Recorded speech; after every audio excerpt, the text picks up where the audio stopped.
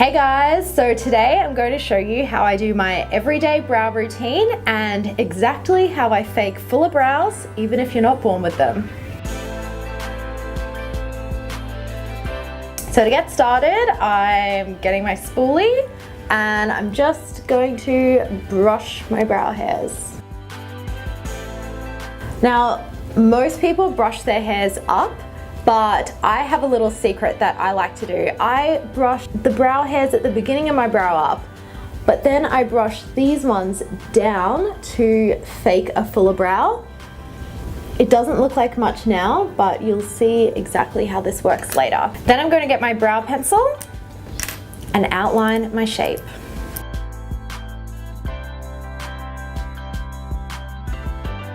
So now I've got my outline, but my brows actually start a little further back than they really should. So I like to kind of fake the beginning of my brows, but you can see where your brows should start by doing this.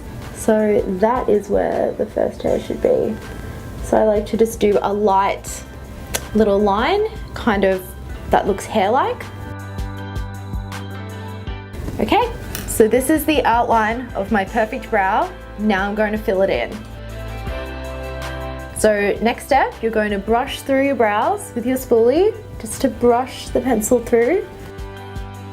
Then the most important step, which is concealer, and just go around my outline to clean it up.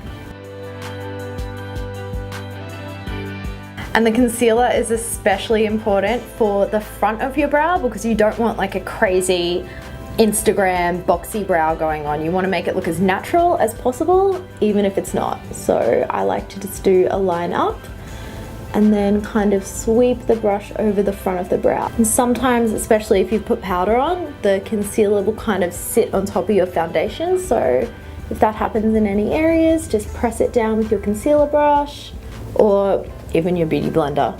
Then I'm going to get my brow gel. I like to use a tinted one and brush the front of my brows up and then the rest down. And that is how I fake fuller brows, even if you have thin, sparse ones. So there you go.